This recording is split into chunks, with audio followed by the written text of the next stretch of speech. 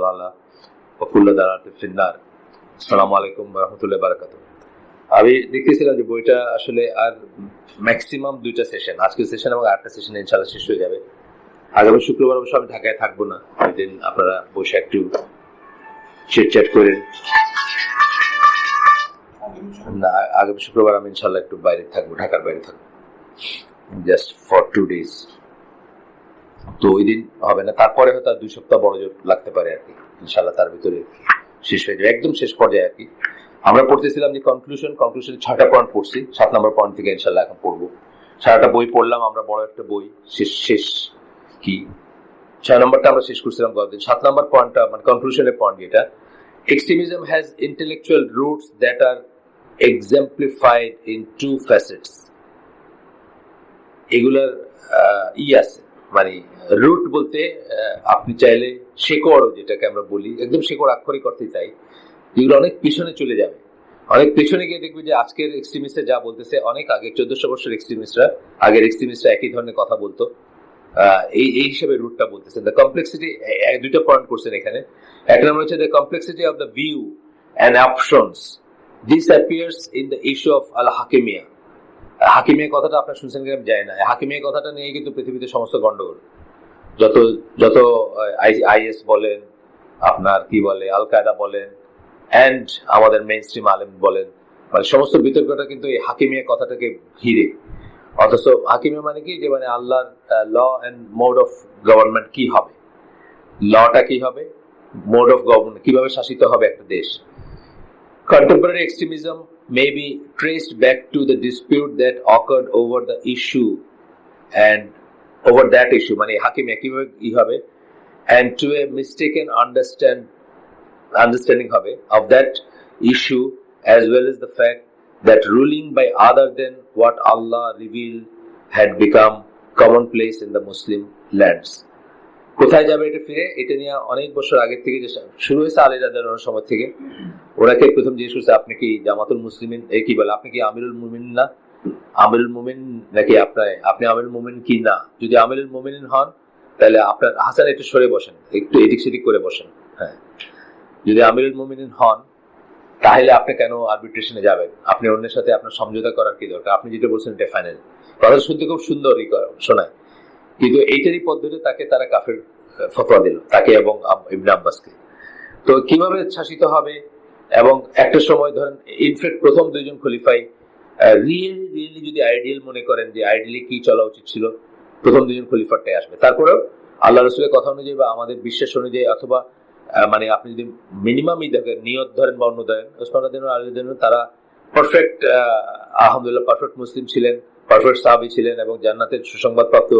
তাদের নিজেদের ভিতরে কোনো ফ্ল ছিল না, কিন্তু ততদিনে আপনার স্ট্রাকচারটা বড়, মানে দুনিয়া ইসলামের সাম্রাজ্যটা অনেক বড় হয়ে গেছে, 1 নম্বর।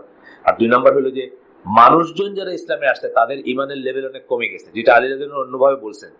ওনাকে যখন জিজ্ঞেস করছে তোমার সময় এত প্রবলেম কেন, ওমর আর আবু বকরের সময় তো এত প্রবলেম ছিল না, কেউ একজন টিজ করে বলছে আর কি। উনি বলছেন যে ওমর আবু বকরের আমরা ছিলাম, আমি এবং ওসমানের মতো মানুষরা তাদের ছিল, অ্যাডভাইজার ছিল, আর আমার মতো মানুষের অ্যাডভাইজার তুমি, এই জন্য এত সমস্যা আর কি। যে বলছিল তাকে বলছিলেন, কথাটা ঠিক কিন্তু ডিপ্লিট করে গেছে, মানে quality, general quality of the Muslims deplete করে গেছে, কমে গেছে বা আপনার উইক হয়ে গেছে, সেই জন্য সমস্যা শুরু হয়েছে। এটাও ঠিক।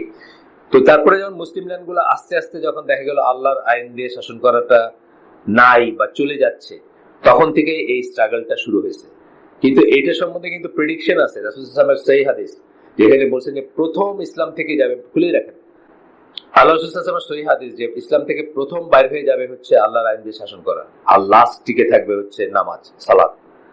তো সুতরাং আল্লাহ রাসূল জানতেন বা তাকে জানানো হয়েছে যে আল্লাহর আইন দিয়ে শাসন কিন্তু হবে না, পার্টলি হবে পার্টলি হবে না।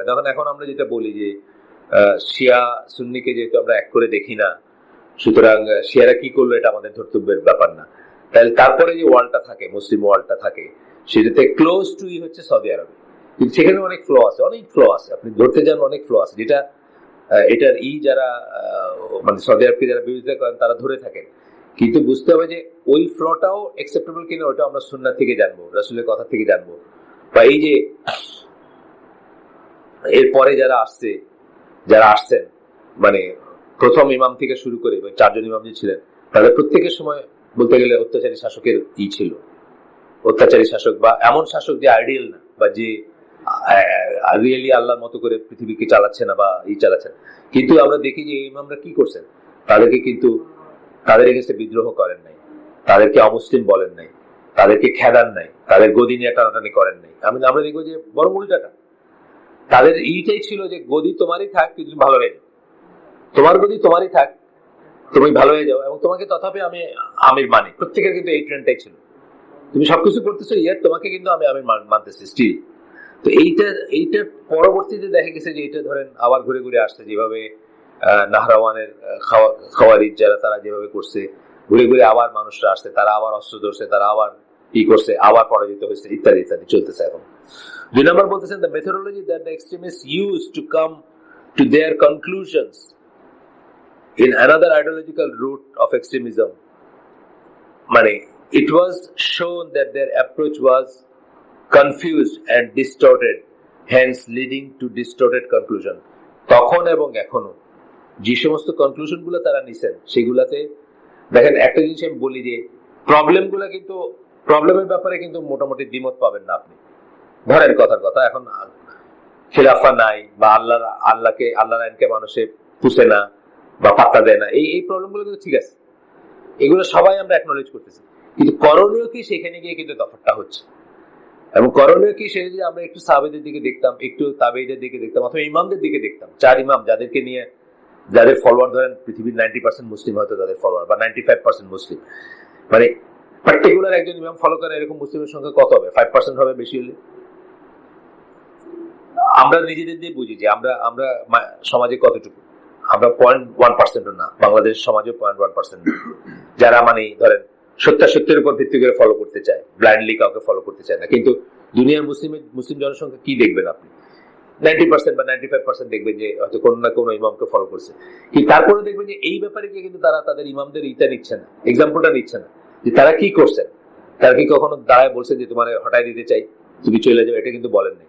আব্দুল জাহাঙ্গীর এই কথার বলেই তার ইসলামের নামে জঙ্গিবাদ বইটাতে বলছেন, কিন্তু ওনার বইটা একটু মানে টেঞ্জড বলে না, মানে বিবর্ণ হয়ে গেছে। কেন? উনি ডেমোক্রেসি সম্বন্ধে একটু কথা বলছেন, যে কথাগুলা 100% ঠিক না, যে কথাগুলা ঢালাভাবে ওইভাবে না বলে একটু খুলে বা একটু এক্সপ্লেন করে বলা দরকার ছিল। হয়তো মানে একটু সিম্পল হয়ে গেছে, ওভার সিম্পলিফাইড হয়ে গেছে। উনি ডেমোক্রেসি এবং মানে কে অলমোস্ট ইসলামিক বলছেন আর কি, ওইখানে এরকম একটা ল্যাঙ্গুয়েজ আসছে ওনার কোথাও, আমি পড়ছি বইটা, আমার এক্স্যাক্টলি মনে নাই। তো যেই জন্য এটা ওভার সিম্পলিফাইড হয়ে গেছে, এটাকে আর একটু করলে হয়তো জিনিসটা ঠিক থাকতো। যে ডেমোক্রেসি অ্যাজ এ ইজম যদি আমরা বলি, বা একটা তন্ত্র যদি বলি হিসাবে, তন্ত্রমন্ত্র হিসাবে বলি, গণতন্ত্র যেটা, তাহলে তো এটার সাথে ইসলাম এগ্রি করতে পারে না। কিন্তু ডেমোক্রেসি মানে যদি শুধু এইটুকু বলি যে মানুষের মতামত যাচাই, তাহলে ইসলামের সাথে কোনো সমস্যা নাই। কিন্তু যদি এটাকে একটা না করতাম, ইজম হিসাবে না বলে বলতাম যে জাস্ট মোটামুটি একটা মানুষের মতামত যাচাইয়ের একটা পদ্ধতি, এটাতে আমরা মতামত যাচাই কোনো সমস্যা ছিল না।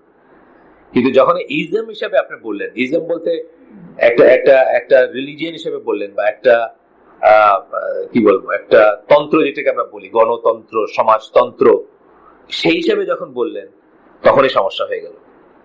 ভোটাভুটিতে কিন্তু আসলে অনেকে এখানে কনফিউজ করে ফেলে, ভোটাভুটিতে কিন্তু ইসলামের সমস্যা নাই। কারণ যে 6 জনের একটা কমিটি করে দিলেন ওমরাদের, তারা কিন্তু মদিনার ঘরে ঘরে গিয়ে মানুষকে জিজ্ঞেস করছে কাকে তোমরা যোগ্য মনে করো, কার ব্যাপারে, এর ব্যাপারে কি মত, ওর ব্যাপারে কি মত, এবার মতামত যাচাই করে কিন্তু আব্দুর রহমান ইবনে আউফ উনি শেষ পর্যন্ত ওসমান রাদিয়াল্লাহু কথা বললেন। এইটাও এক ধরনের মত যাচাই। কিন্তু এটা কিন্তু সমস্যা ছিল না। কিন্তু সমস্যা হয়ে গেল যখন আপনি বলতেছেন 51% মানুষ যদি বলে সেটাই ল, অথবা সেটাই ভ্যালিড, সেটাই থাকবে, আর বাকি সব চলে যাবে, ইভেন আল্লাহর কথা চলে যাবে, এখানে সমস্যা হয়ে যাচ্ছে। তো বোঝার ব্যাপার আছে এখানে। যাই হোক, তো এরপরের পয়েন্ট, 8 নম্বর পয়েন্ট হচ্ছে there are also psychological roots for extremism. These roots also have 2 aspects. একটা বললেন যে ইন্টেলেকচুয়াল রুট আছে। আপনি লিটারেচার গুলো কোত্থেকে নিচ্ছেন, আপনি দেখতেছেন অত শতাব্দীতে আমাকে এরকম কথা বলছেন, আপনি এটা পড়লেন, হ্যাঁ কথাটা হচ্ছে কি মনে হচ্ছে, and then you follow that. এই হিসাবে রুট আছে। বংশধর হিসেবে আমরা দেখবো রুট নেই। আগের দিনে আমরা বলছি বংশধর হিসেবে কিন্তু আজকে ঢাকার রাস্তায় যে এরকম করতেছে, সে ওই কোনো একজন সে বংশধর এমন কিন্তু কোনো কথা নাই, আর বংশের জন্য সে করতেছে সেটাও ঠিক না। কিন্তু ইন্টেলেকচুয়াল রুটও আছে, আবার আমি দেখবো যে অন্য রুটও আছে, যে ইসের রুট আপনার মানে ধরেন প্রথমটা পড়লাম ইন্টেলেকচুয়াল, এবং যেখানে সাইকোলজিক্যাল রুট, মানে সাইকোলজিক্যাল মানে মনস্তাত্ত্বিক এটা কি হবে, সিমিলার সিচুয়েশন যখন আসছে ওই সময় যে সিচুয়েশনে তারা যেভাবে রিয়েক্ট করছে, সিমিলার সিচুয়েশন আবার যখন আসছে তখন আবার সেই একই ধরনের রিয়েকশন দেখাচ্ছে বা একই ধরনের এটা ভাবতেছে। তো এখানে বলতেছেন যে রিয়েকশন অকার্ড। প্রথমে বুঝবো যে এক্সট্রিমিজম কিন্তু অলওয়েজ এ রিয়েকশন, অ্যাকশন না, কিন্তু এটা কিন্তু খুব ইম্পর্টেন্ট একটা পয়েন্ট। এবার এটা রাষ্ট্রযন্ত্রদের বোঝা উচিত, যদি তারা রিয়েলি সকল দেশে, সকল মুসলিম দেশের রাষ্ট্রযন্ত্রের বোঝা উচিত, যদি তারা রিয়েলি এক্সট্রিমিজম না চায় তাহলে যে অ্যাকশন করলে ওই রিয়েকশন হবে সেই অ্যাকশনটা করা উচিত না। এবং সেটার একটা হচ্ছে প্রসিকিউশন। আমি আবার দেখলাম সৈয়দ কুতুবের এইটা, উনি কিন্তু জাস্ট সাধারণ মানুষ ছিলেন, সাদামাটা মানুষ ছিলেন, until they pushed him to the edge. তাকে যে অত্যাচার করছে জেলে ঢুকে, and then he started becoming radicalised, যেটাকে আমরা বলি। আনোয়ার আলী কিন্তু সেম। আনোয়ার আলী সেপ্টেম্বর 11 এর পরেও ইউএসএ তে থেকে এই এক্সট্রিমিজমের এগেইনস্টে কথা বলছে।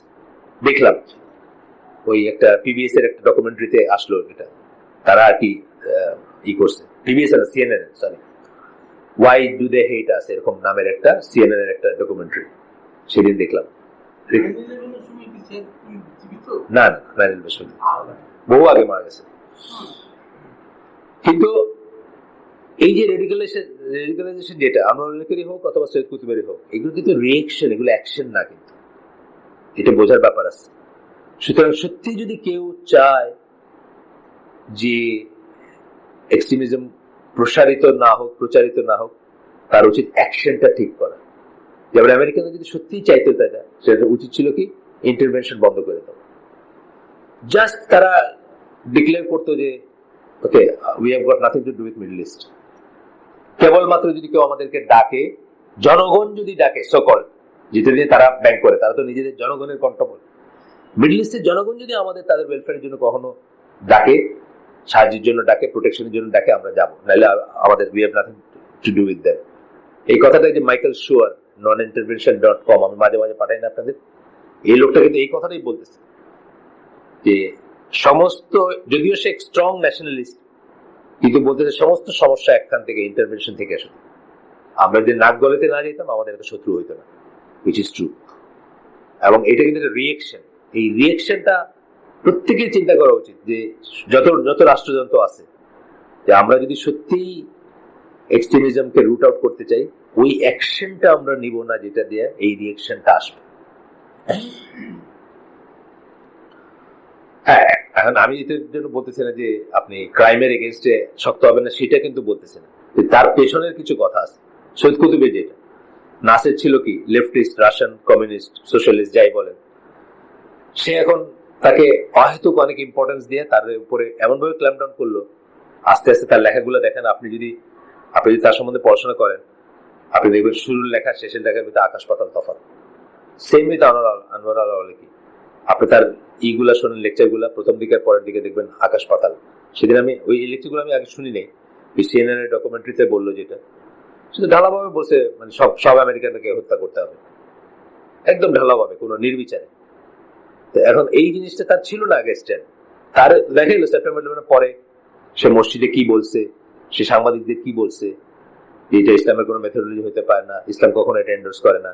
সে একই মানুষ 3-4 বছরের মাথায় কি বলতেছে, তার মানে তাকে ওইরকম একটা জায়গায় ফেলা হয়েছে। এটা খেয়াল করার ব্যাপার আছে।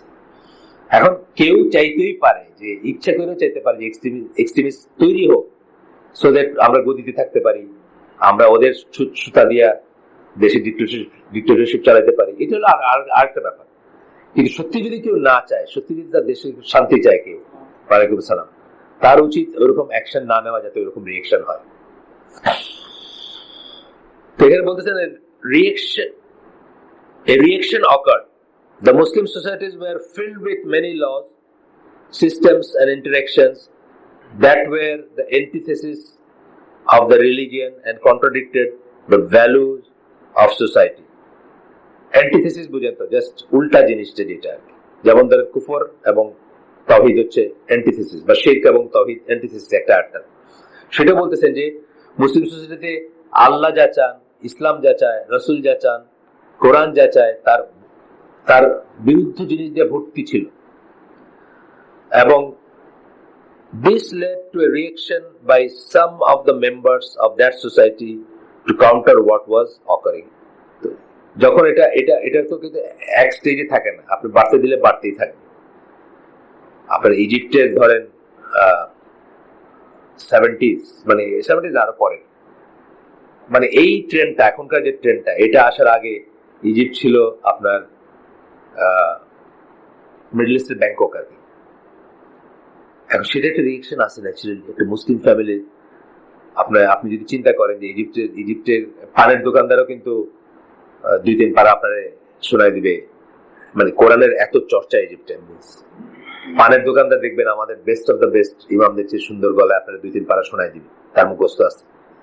সেরকম একটা সোসাইটিতে আপনি বাড়িতে বাড়িতে কোথায় নিয়ে গেছেন যে it became Bangkok for the people of Middle East আর কি, রিচ যারা, তাদের জন্য। আলাইহিসসালাম। এইটা একটা রিয়েকশন আছে। এই সময় তো আপনি মানুষের মনের কি, এইটা আপনার গণতন্ত্রের ল্যাঙ্গুয়েজে আপনার মানুষের মনে কি লাগতেছে এটা কিন্তু আপনি বিচার করেন মানুষের মনে কি। হ্যাঁ, এখন আমাদের দেশে যেটা চলতেছে এটা কিন্তু মানুষের মনটাই চেঞ্জ হয়ে যাচ্ছে, মানুষের মনে এখন লাগে না, কিন্তু আজ থেকে 30 বছর আগে লাগছে না, লাগছে এখন আর লাগে না, এখন এটা অন্য পথে আসছে, মানে টপ ডাউন না হয়ে এখন তো বটম আপ হইতেছে। এটা কিন্তু খুব ভয়ঙ্কর কথা। ইজিপ্টের যে কথা আমি বলতেছি সেটা কিন্তু টপ ডাউন, শাসকরা বা রাষ্ট্রযন্ত্রে যারা আছে বা ইনফ্লুয়েন্সিয়াল যারা, পয়সা যাদের আছে, তারা এসে ক্যাবারে, তারপরে আপনার বেলি ডান্স, তারপরে যা যা ভাইসেস, হোটেল টোটেল রিসোর্ট খুইলা দিয়েছে। আর আমাদের দেশের চেঞ্জটা কিন্তু খুব মারাত্মক চেঞ্জ হচ্ছে, এটা কিন্তু বটম আপ হচ্ছে। রুট লেভেলের মানুষই কিন্তু চেঞ্জ হয়ে যাচ্ছে, তাদের কাছে কিন্তু অশ্লীলতা না, বিবাহ বহির্ভূত সম্পর্ক আর পাপ না, বিবাহ বহির্ভূত সন্তান আর এখন সমস্যা না। আমি বলছি by the virtue of garments and lowest strata, যেটা দেশের যেগুলার লোয়েস্ট স্ট্রাটা, তারাই চেঞ্জ হয়ে যাচ্ছে। মারাত্মক কথা। কিন্তু ইজিপ্টেরটা কিন্তু অত মারাত্মক না, কিন্তু এটা টপ ডাউন ছিল, উপর থেকে দিয়ে দিচ্ছে, মানুষ নেয় না এটাকে। আর আপনার গত এই 91 থেকে প্রথম ডিশ খুললো, 91 থেকে এখন কত 2017, এই সময়ের ভিতরে কিন্তু আপনার সফটওয়্যার, রুট লেভেলের সফটওয়্যার চেঞ্জ হয়ে গেছে। পিপুল ডোন্ট মাইন্ড এখন, কিন্তু মানুষ কিন্তু আর কিছু খারাপ মনে করতেছে না, বরং মানুষ সেটা চাচ্ছে। খুবই খারাপ খবর এটা। ওইটা কিন্তু সমাজের একটা উপরের জায়গাতে শেষ, উপরের জায়গাতে এসে রুট লেভেলটা ঠিক ছিল। আপনার এখন যেটা হচ্ছে এটা রুট লেভেল পর্যন্ত নষ্ট হয়ে যাচ্ছে। এটা আর সহজে ঠিক হওয়ার আমি কোনো রাস্তা দেখি না, আল্লাহ চাইলে এটা অন্য জিনিস। যাই হোক, এরপরে বলতেছেন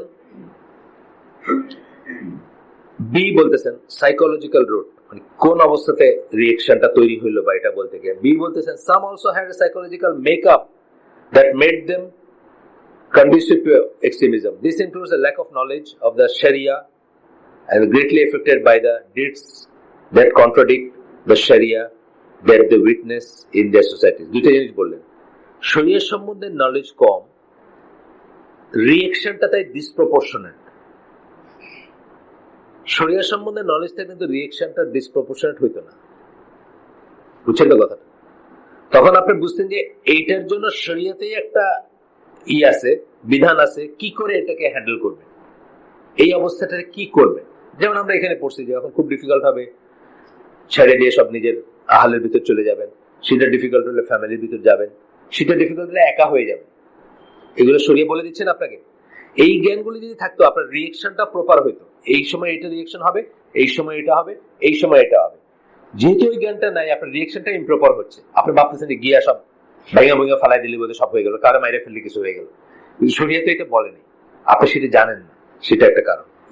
9 নম্বর পয়েন্ট, আমরা কনক্লুশন পড়তেছি সব, এই 600 পৃষ্ঠার বই প্রায় শেষে, কনক্লুশন পড়তেছি। 9 নম্বর পয়েন্ট বলতেছেন, understanding the nature of contemporary extremism is one of the greatest building blocks to find a remedy for the problem. প্রথমে আপনাকে বুঝতে হবে যে নেচারটা কি এক্সট্রিমিজম। যেমন আমি বললাম যে একটু এখানে বলছি যে হলি আর্টিজানের ঘটনা পরে তাদের সমস্যা কি, তাদের বিশ্বাসের সমস্যা। বিশ্বাসের সমস্যা না, বিশ্বাসের সমস্যা, আকীদার সমস্যা, মানহাজের সমস্যা। এটা ডক্টর কারা? আলেমরা। এটা ডক্টর র্যাব পুলিশ না। র্যাব পুলিশ আপনি এটা ঠিক করতে পারবেন না। বিশ্বাস ডিটেক্টিং কোনো যন্ত্র নাই দুনিয়ায়। এখানে আপনার বসে আছেন, কার ভিতরে কি আছে আমি জানি, কেউ জানে, আল্লাহ জানেন শুধু। সুতরাং কি করতে হবে, ওইটার ডক্টর যারা যারা অনেক জ্ঞানী গুণী আলেম, তাদেরকে দিয়ে তাদেরকে বোঝাইতে হবে, জ্ঞানটা দিতে হবে যে তাদের ভুলটা কোথায়। কিন্তু আপনি পিঠে পাঠায় এটা করতে পারবেন না। এই হিটলারের লেখা দেখলাম, এই জাস্ট মানে ওই পেজগুলোতে আছে। আমি এখন হিটলার বলছে যে কোন ডক্টরিনকে জোর করে সাপ্রেস করতে চাইলে এবং ওটার অল্টারনেটিভ একটা ভিউ যদি না দিতে পারে যে why this is better than that, তাহলে যেটা হবে ওইটা প্রচন্ড রকম মাথা চালা দিবে এবং একদিন সেটা এস্টাবলিশ হয়ে যাবে ইন দ্য ল্যান্ড, যেটাকে আপনি সাপ্রেস করতে চাইছেন। যদি আপনি এই যে মার্কসিজমের এগেনস্টে বলতে গিয়ে বলছে সে যে মার্কসিজমের এগেনস্টে যখন লেখালেখি করছে যারা, তখন তার সময় তারা কিন্তু মার্কসিজমের অল্টারনেটিভ, জনগণের জন্য অল্টারনেটিভ একটা আইডিয়া দিতে পারে নাই, যে জন্য মার্কসিজম তখনকার ইউরোপে এত ডিপ রুটেড হয়েছে। যাই বলছে সব থিওরিটিক্যাল ব্যাপার স্যাপার। এখন আপনি আমি শুধু থিওরিটিক্যালি যদি বলি না এক্সট্রিমিজম ভালো না, এটা না ওটা ওটা, এটা কিছু হবে না। কিন্তু এর অল্টারনেটিভটা আসলে কি, সত্যটা কি, হাউ ইট ওয়ার্কস, এটা বোঝাইতে হবে তাদের। আর নাহলে পিঠাপাটা এটা শেষ করতে পারবেন না আপনি। এটাই হিটলারের কথা।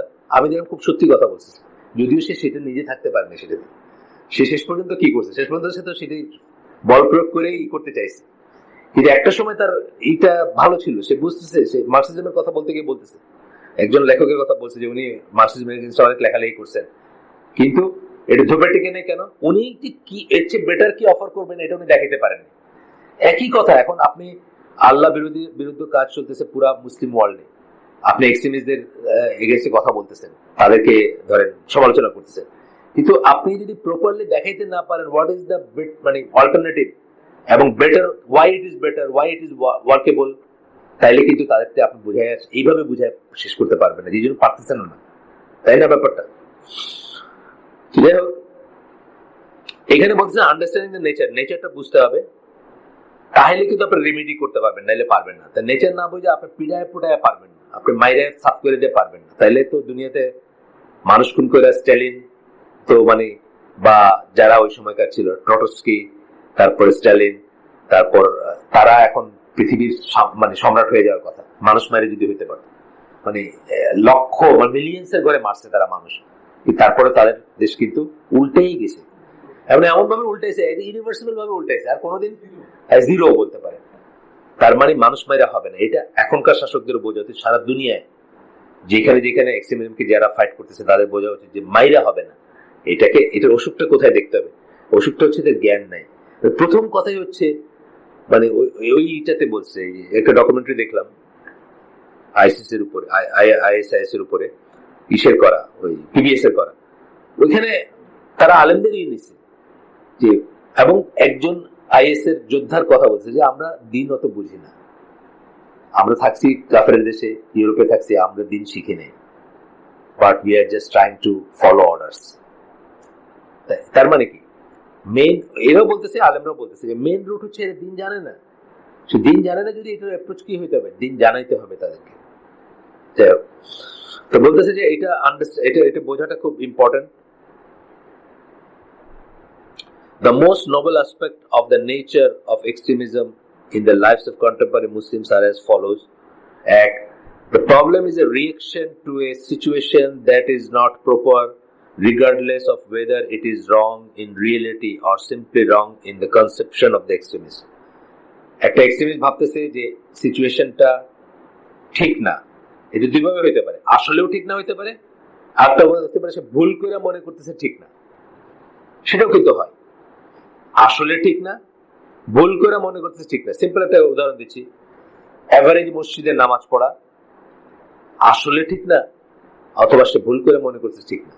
দেয়ার may be one or two মসজিদ, অথবা ধরেন ফিউ মসজিদ, অথবা ফিউ হান্ড্রেডস ইন বাংলাদেশ, যেখানে আসলে নামাজ পড়া ঠিক না, তাই না?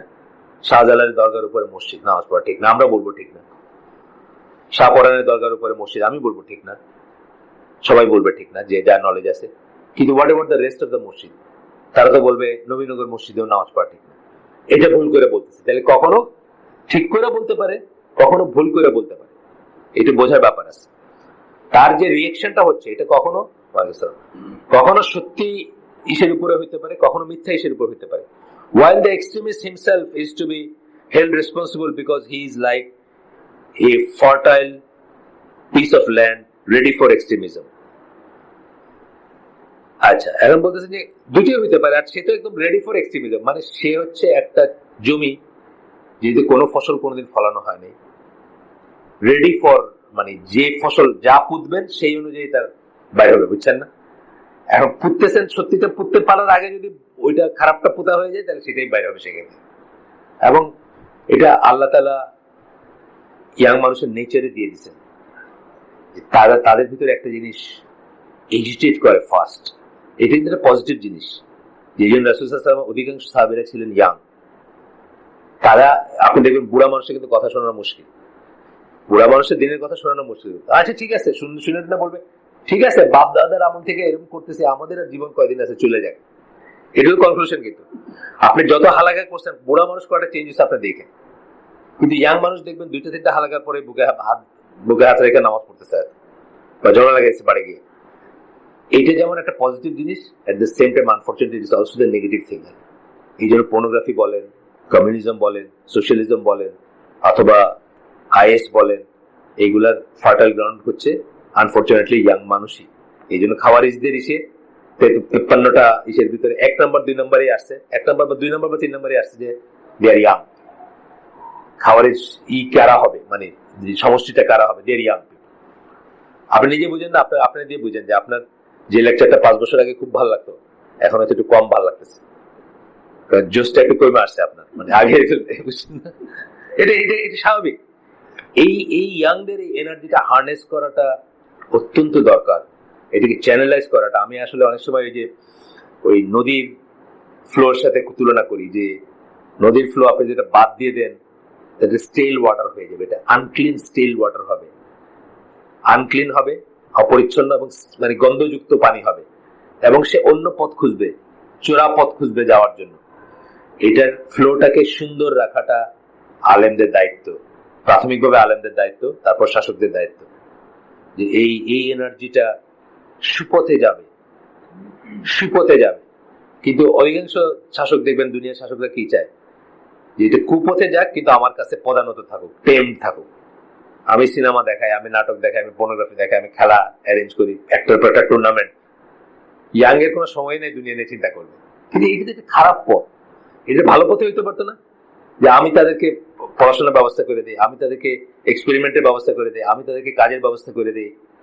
মানে উল্টা সাইডটা, নদীর স্বাভাবিক ফ্লো যেটা, আমি তাড়াতাড়ি বিয়ে করার ব্যবস্থা করে দিই, বুঝছেন না, তাড়াতাড়ি সংসার করুক তারা, ইত্যাদি ইত্যাদি করতে পারতো। আইডিয়ালি আমি বলতেছি উল্টাটা করতে পারতো।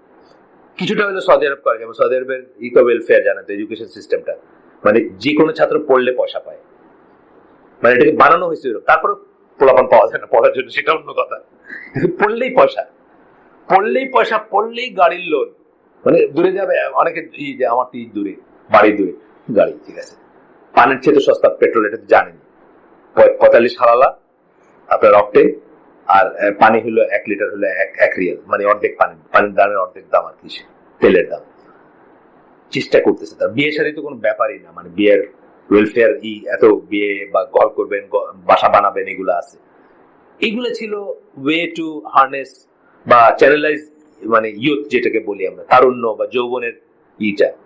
আপনি সেখানে দিতেছেন সব উল্টা জিনিসগুলো, ফ্যান্সি ডিল, কথার কথা, মানে আপনি দিতেছেন, মানে আপনার সমাজ দিতেছে, বা একটা পলিসির পার্ট কিনা আমি জানি না, না হইলেও তো এফেক্টিভলি তাই হচ্ছে। ইয়াবা, ফ্যান্সি ডিল, 40 চ্যানেলের ডিশ, পর্নোগ্রাফির যত্র, কে জানি বলছিল, তার না হালিম বলছিল। এরপরে আসলে কি আন্দোলন হয়েছে নাকি, এটা বন্ধের এগেইনস্টে নাকি আন্দোলন হয়েছে না? পর্নোগ্রাফি বন্ধ করবে বলুন না, তার না হলে এটার এগেইনস্টে মানুষ আন্দোলন করছে, প্রেস ক্লাবের সামনে নাকি দাঁড়াইছে, কি শুনলাম আমি জানি না, এটা জোক না, আন্দোলন হয়েছে না, পর্নোগ্রাফির পক্ষে আন্দোলন হচ্ছে 90% মুসলমানের দেশে। অথচ এইটাই বলতেছি যে ইয়াং মানুষের এনার্জিটাকে স্টিল ওয়াটার, নর্দমায় যেতে না গিয়ে এটা উচিত ছিল সমুদ্রে যাওয়ার ব্যবস্থা করে দেওয়া, যেটা ক্লিন এবং ন্যাচারাল, যেটা সেটা করে দেওয়া। তারপরে বলতেছেন, from a time aspect the problem can be studied from 2 perspective. Time থেকে যদি ধরেন, the individual perspective in general, this is the temporary state that ends up in either following the sunnah or taking moderate approach or in heresies and harshness. বলতেছেন যে individual লেভেলে আমরা কিন্তু হয়তো সবাই একটা ফেজের ভিতরে যাই। আমি তো বলছি জাসদপন্থী ছাত্রলীগে ঢাকা কলেজে ছিলাম, আমি ওটার সাপোর্টার কর্মী ছিলাম। এটা হচ্ছে একটা ফেজ, এটা কয়েকদিন পরে ক্লিয়ার হয়ে যাবে, একটু জ্ঞান একটু এসে ক্লিয়ার হয়ে যাবে। কিন্তু কেউ তো এখনো জাসদ করতেছে, আমার জেনারেশন করতেছে না। সে ওইটারে এমন ভাবে নিচ্ছে যে ওইটার থেকে সে জীবন চালাচ্ছে, ওইটার এইগুলাকে এখনো থেকে মাথায় ধরে রাখছে। এটা একটা এক্সাম্পল দিলাম জাস্ট বোঝার জন্য। ইন্ডিভিজুয়াল লেভেলে আপনি একসময় হয়তো সুন্নাহ বুঝবেন, বুঝে চেঞ্জ হয়ে যাবেন, আর নাইলে আপনি হার্শনেস অথবা সেই বিরাট গুলোতে যাবেন বা ভুল পথে যাবেন। 2 নম্বর হচ্ছে এটা হলো ইন্ডিভিজুয়াল বললেন। গ্রুপ এবং অর্গানাইজেশন কথা বললেন, perspective or existence of extremism in the nation. This is an ever-present problem as no era has been free of all forms of extremism. Group যখন বুঝবেন, সমষ্টিগত যখন বলবেন, কোন যুগ পাবো না আমরা যেখানে সকল প্রকারের এক্সট্রিমিজম থেকে মুক্ত ছিল সমাজ, এটা পাবো না। আমরা দেখবো কোনো না কোনো ফর্মের এক্সট্রিমিজম ছিলই, কোনো না কোনো পকেটে ছিল বা কোনো কোনো জায়গায় ছিল। However, the problem becomes smaller. The problem becomes smaller or larger depending on the factors and causes that lead to it. ধরেন এই যে মিশরের কথা আমি বলি, মিশরে যখন সোশ্যালিজম করলো, আসলো, মানে রাশিয়ানদের এসে করতে চাইলো, সেটা কিন্তু একটা definite form of away from the norms, তাই না? যা হওয়া উচিত তার বাইরের জিনিস না। এইরকম যদি আমরা ধরি তাহলে দেখবো যে ডিপেন্ডিং অন কি পর্যায়ে, যেমন কামাল আতাতুর্কের সময়টা ছিল একদম টোটালি সবাই মেরে ফেলো, যে দাঁড়িয়ে রাখবে তারা মেরে ফেলো, যে মানে মানে জিরো টলারেন্স। সোজা কথা, ইসলামের এগেইনস্ট একটা পয়েন্টে আমি উল্টাটা বলতেছি, মানে শুধু যে কোনো ফর্ম এক্সট্রিমিজমই বলতেছি। এটা টাইম টু টাইম ভ্যারি করছে, প্লেস টু প্লেস ভ্যারি করছে, কিন্তু এটা ছিল কোনো না কোনো ফর্মে ছিল। আচ্ছা, the extremism problem is multi dimensional. একটা পয়েন্টে যাচ্ছেন, এইটার আন্ডারে, 9th পয়েন্টের আন্ডারে, 9th ইসের আন্ডারে conclusion. Multi dimensional, it is a religious Sharia problem, it is a political problem, it is a social problem, it is also a problem related to security and safety. Islam is a comprehensive religion. Therefore, to understand these problems as being one related to security alone will lead to a serious gap in one's understanding. Multifaceted বা অনেক কিছু আছে এটার ভিতরে, multi dimensional. আপনি শুধু security দিয়ে, যেটা বললাম যে আপনি শুধু সেফটি সিকিউরিটি দিয়ে এটাকে মিট করতে চাইতেছেন, এটা ঠিক না। প্রথমে দেখতে হবে যে এটা এই ধরনের হওয়ার কারণ কি। আমি আগেই বলছি যে প্রত্যেকটা এক্সট্রিমিজম হচ্ছে, মানে এই যে এক্সট্রিমিজম আমরা কথা বলতেছি সেটা হচ্ছে কি একটা রিয়েকশন ইউজুয়ালি। সেই রিয়েকশনটার কারণ কি?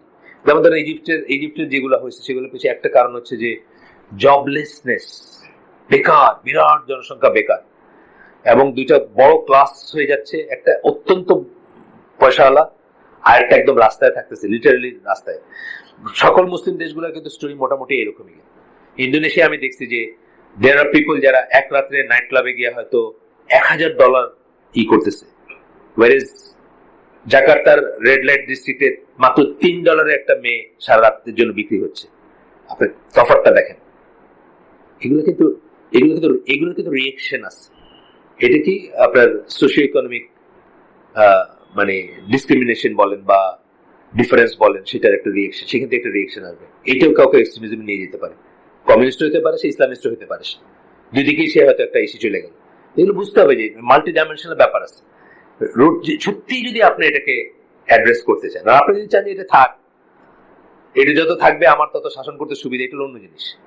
সত্যি যদি আপনি ওয়েলফেয়ার কনসেপ্টে এটার রুটে যেতে চান, তাহলে আপনাকে কিন্তু এত জিনিস নিয়ে চিন্তা করার আছে, যেটা কেন হয়েছে, বুঝছেন না? মানে ঢাকা শহরে কিন্তু পকেটস আছে না, একটা জোন, একটু চিন্তার ব্যাপার আছে যে এইখানের মানুষগুলো কেন, এখানে একটা আর্থসামাজিক ব্যাপারও আছে, কিন্তু আর্থসামাজিক ব্যাপার আছে যে এইরকম আর্থসামাজিক আপনি প্রোফাইলিং যখন করেন, হয়তো সব ক্ষেত্রে সত্যি না, কিন্তু আপনি প্রোফাইলিং যখন করেন তখন দেখবেন যে এই আর্থসামাজিক ব্যাকগ্রাউন্ডের মানুষগুলো এই জায়গায় বেশি থাকে এবং তাদের ভিতর থেকে এই জিনিস আসে। এরকম হয় না?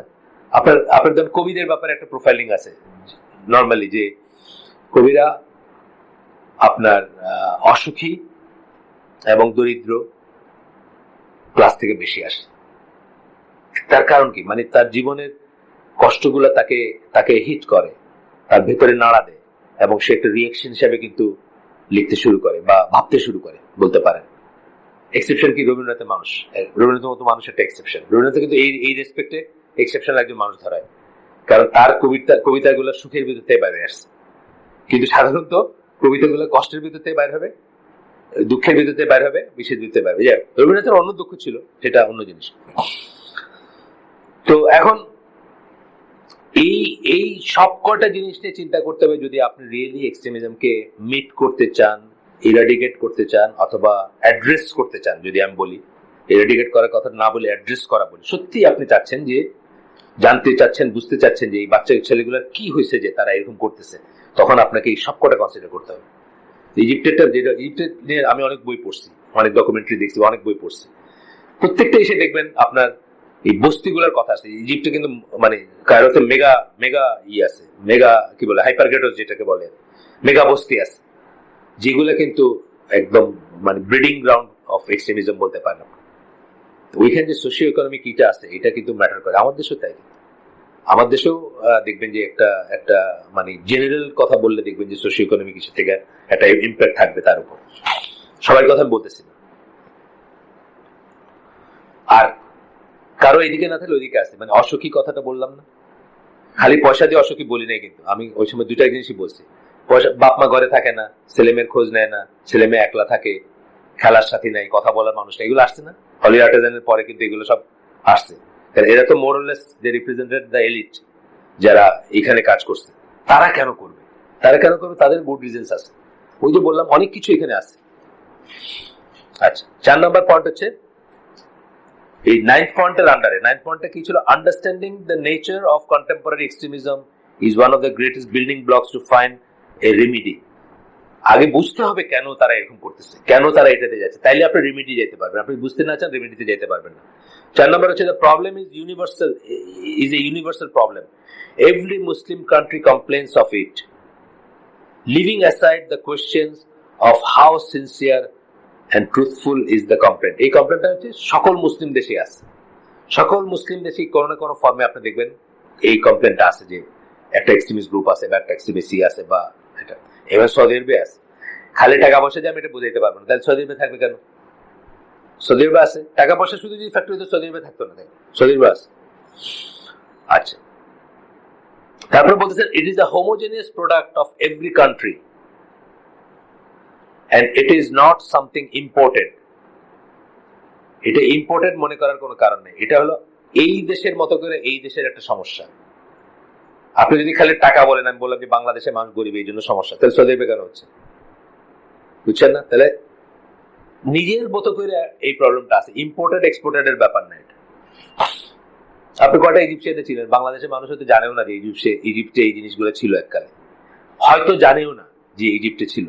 ওখান থেকে কেউ ওই তাকফির বা হিজরার কেউ এখানে আইসা এখানে অফিস খুলে নেই বা এখানে প্রবলেম করে নেই।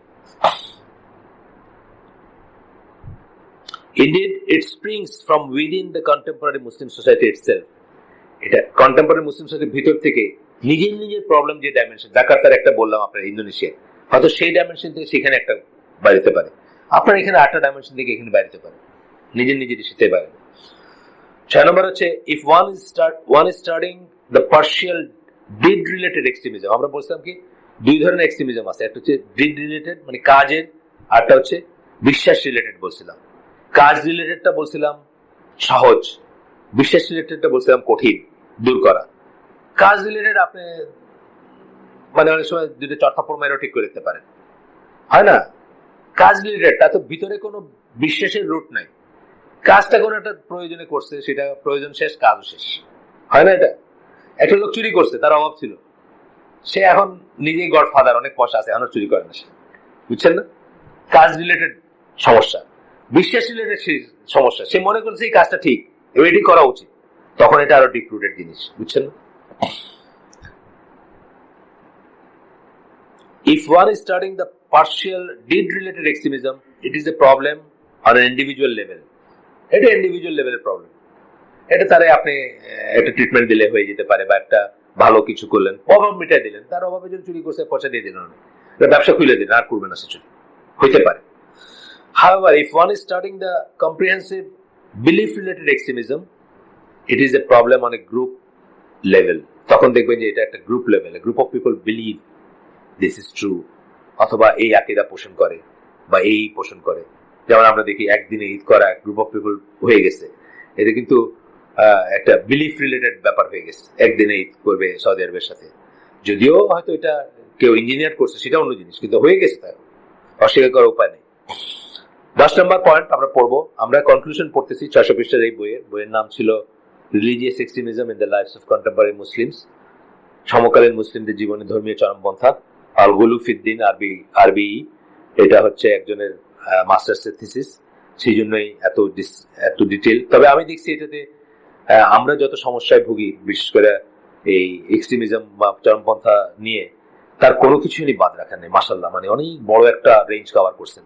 আমরা পরে শেষ যেদিন করবো বইটা আবার একটু রেঞ্জটা মনে করাই দেবো, কি সাব টপিক আমরা পড়লাম সেটা আমরা দেখবো।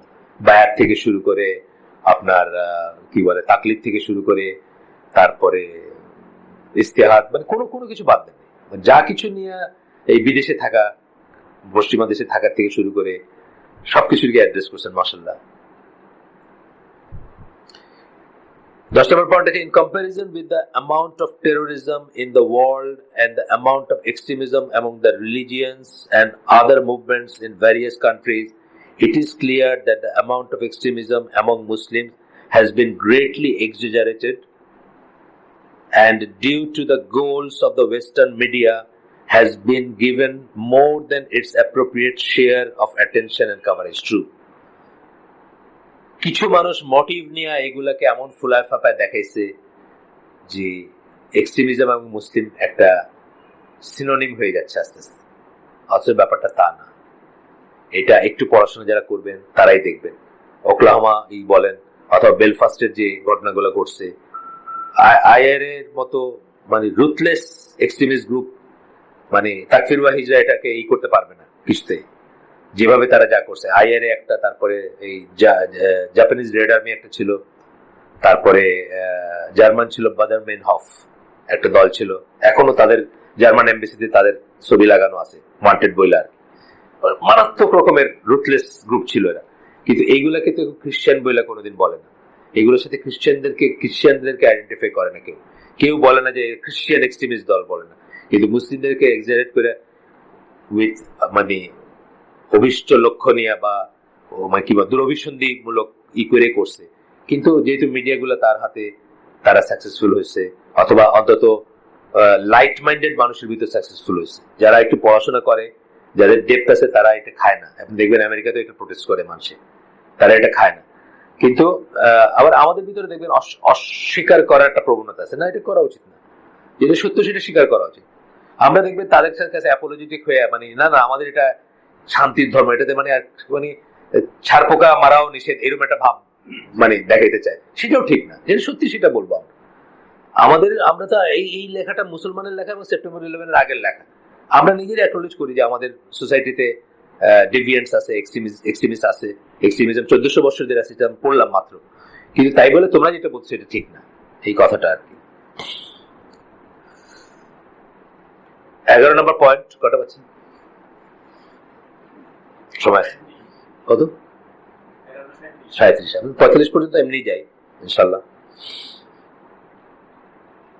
মানে প্রথম আজান পড়ার আগে শেষ করতে চাই, আজানের পরে এটা যদি না, এটা বেচা কেনা না, তারপরে ওইটা আজানের পরে যাওয়া উচিত। সেই জন্য আজানের বেশ আগে শেষ করতে চাই আমি, so that you are ready to go যেখানে যাইতে চান।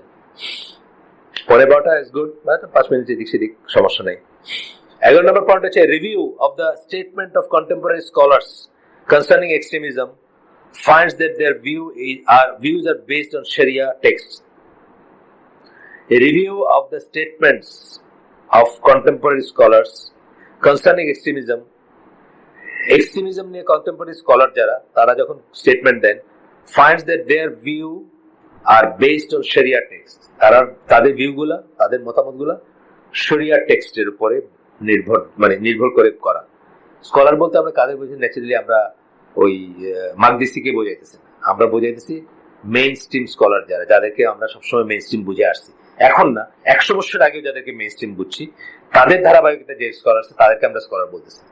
যে আমাদের এখানে যারা স্কলার আছেন, ধরেন আমাদের যে 4 জন আমাদের এখানে আসেন, তাদের ভিউটা দেখেন শরিয়া বেসড, এই সম্বন্ধে যে ভিউটা তাদের এক্সট্রিমিজম সম্বন্ধে।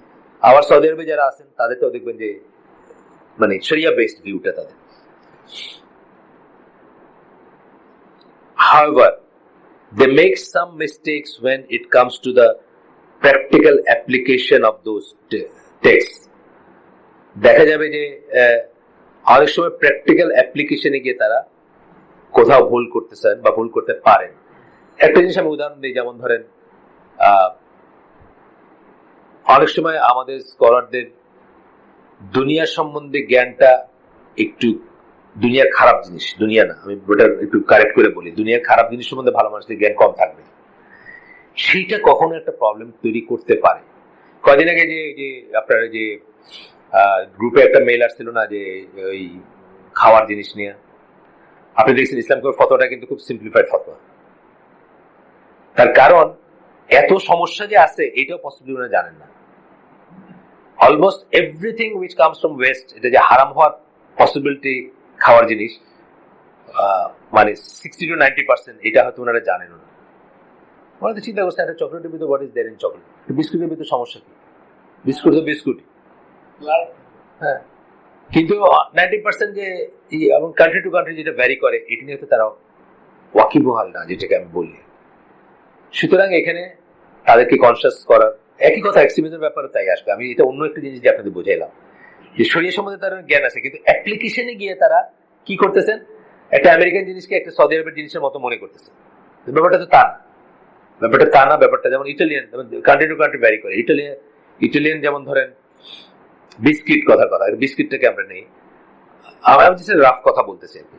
ইউকেতে ধরেন হয়তো 80% বিস্কুট হালাল হবে, বা 90% হয়তো ইউকেতে, বিকজ এখানে লার্জ মুসলিম পপুলেশন আছে এবং দে আর ভেরি ভোকাল, যারা আছে, যারা পাওয়ারফুলও আছে, তারা এমপি হয়ে গেছে না এখানে। ইটালিতে হয়তো 90% বিস্কুটের ভিতরে লাট থাকবে বা হারাম জিনিস থাকবে। আমি ইটালি গেছি, আমি ওখানে কিছু খাইতে পারিনি, বাজার থেকে কিনে কিছু খাইতে পারিনি। আমেরিকাতে হয়তো 50% থাকবে, কিন্তু আমেরিকাটাকে 50% সেটা মুসলমান থাকার জন্য না, আবার ইসের জন্য, এমনিতেই 50% ধরে। এই যে জিনিসটা, এটা শরিয়া জানলেও এটা জানার ব্যাপার আছে, এটা একটা স্ট্যাটিস্টিক্যাল জিনিস, কিন্তু কোন দেশে কি চলতেছে কোথায়, এখানে হয়তো কোনো স্কলার ভুল করতেও পারেন। বাট শরিয়া এবং ফিকের ভিতরে আমরা একটা তফাৎ করি সবসময়। শরিয়া হচ্ছে যে প্রিন্সিপাল গুলা, মেইন মূলনীতি গুলা, ফিক হচ্ছে এই পার্টিকুলার ফোনের বেলায় কোনটা অ্যাপ্লাইড হবে, এটা ফিক, বুঝছেন না?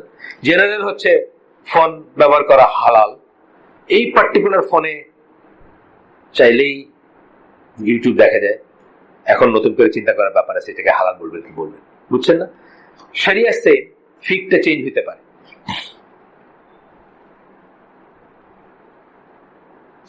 স্টার্টিং 12 নম্বর পয়েন্ট, কনক্লুশনে 12 number point, studying and analyzing the research done by secularists on extremism shows that their conception springs from their secularist belief. Extremism নিয়ে তারা যখন কথাবার্তা বলে, তারা যেভাবে এটাকে অ্যাড্রেস করে সেটা তাদের সেকুলার বিলিফ থেকে আসছে, সেকুলার বিলিফ থেকে আসছে। তারা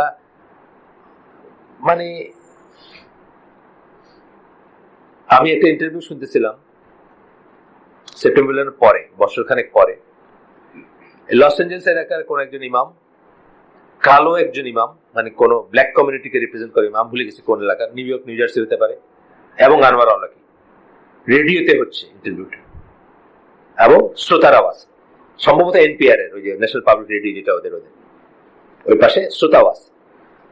তখন ওই শ্রোতা বারবার বলতেছেন ফান্ডামেন্টালিস্ট এক্সট্রিমিস্ট কথাটা বলতেছেন। পরে বোঝা গেল উনি তখন আনোয়ার আলকে এটা ক্লিয়ার করে দিলেন যে শ্রোতা মুসলিম, কিন্তু by that his meaning that যারা নামাজ পড়ে তাদের আর কি, উনি নামাজ পড়েন না, উনি মুসলিম নাম, কিন্তু উনি নামাজ পড়েন না, উনি রোজা রাখেন না, উনি হজ করেন না, উনি জাকাত দেন না, উনি কিছুই প্র্যাকটিস করেন না, ওনার নাম মুসলিম। তো উনি নিজেকে বলতেছেন নর্মাল মুসলিম, আর যারা এটা করে সবাই বলতেছেন এক্সট্রিমিস্ট মুসলিম বা ফান্ডামেন্টালিস্ট বলতেছেন। এখন এটা তো ঠিক না, এটা ওনার সেকুলার, উনি যেহেতু নাস্তিক বা সেমি নাস্তিক বা অগনস্টিক বা আর নন প্র্যাকটিসিং মুসলিম, নন প্র্যাকটিসিং তো মুসলিম বলাই যায় না, সেটা আমাদের পরবর্তী জ্ঞান। ওনার কাছে নামাজ পড়া মানুষটাকে এক্সট্রিমিস্ট মনে হচ্ছে, সেটা তো আর আমার কোনো হইতে পারে না, ইয়ারস্টিক হইতে পারে না। যেমন আপনার র্যান্ড কর্পোরেশনের রিকমেন্ডেশন, অথবা ওই যে ওনার নাম কি, ড্যানিয়েল পাইপস, ওনার যে বইটা মিলিটেন্ট ইসলাম রিচেস আমেরিকা, একটা বই আমার কাছে আছে, যেখানে উনি বলছেন যে মডারেট মুসলিমদের ভয়েস গুলাকে প্রমিনেন্ট করে তোলা উচিত, তাদের ভয়েস গুলো যেন হার্ড হয়, তাদের লেখালেখি গুলো যেন হয়। উদাহরণে দুই জায়গাতেই মডারেট মুসলিম হিসেবে তসলিমা নাসরিনকে বলা হয়েছে। দুই এগ্রি উইথ?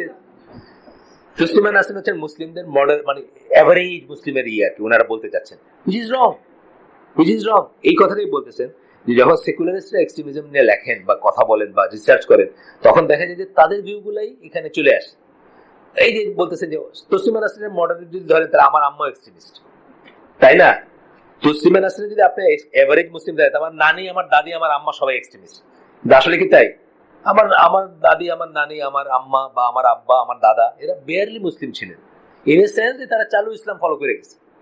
এক্সট্রিমিজম তো প্রশ্ন ওঠে না, তারা চালু ইসলাম ফলো করে গেছেন। That what the land Sage, land যেটা বলে, লোকে যেটা বলে সেটাই করে গেছেন।